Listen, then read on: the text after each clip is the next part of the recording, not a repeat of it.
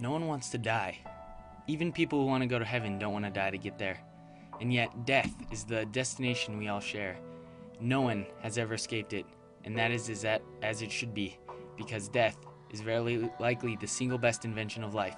It is life's change agent. It clears out the old to make way for the new. Right now, the new is you, but someday, not too long from now, you will gradually become old and be cleared away.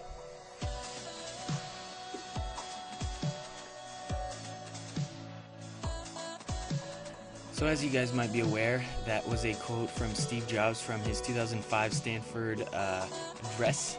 And as you probably all know, he passed away a couple days ago, and that is the reason why this title of the video will be, what do you want to be remembered for? Because I don't want the video to be one of those videos where it's just to get views. This is kind of a serious video, because I watched that, and Steve Jobs, he was amazing. He founder of Pixar and of Apple, two of the biggest companies in the world, and it's just ridiculous. Genius. And when I listened to his full Stanford speech, I actually Googled or YouTubed it and looked it up, and it was just one of those things where it's like, wow, I actually think about my life. Because another thing he said, your time is limited, so don't waste it in living someone else's life. Don't be trapped by dogma, which is living with the results of other people's thinking. Don't let the noise of others' opinions drown out your own inner voice. And most important, have the courage to follow your heart and intuition. They somehow already know what you truly want to become. Everything else is secondary.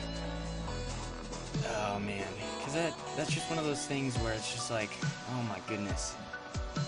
Because at this time, he just got cured from cancer, and pretty much he said that this was the closest he's ever become to death, and that I don't know, I've never been in like a really close near-death experience, and I'm really glad that I haven't, but it's just one of those things that like that would totally change your perspective on life and everything else, and your family and everything. And I don't want to like hog up with quotes or whatever, but another one he said, if you live your life each day as if it were last, someday you'll most certainly be right. It made an impression on me, and since then, for the past 33 years, I've looked in the mirror every morning and asked myself, if today were the last day of my life, would I want to do what I'm about to do today? And whenever the answer has been no for too many days in a row, I know I need to change something.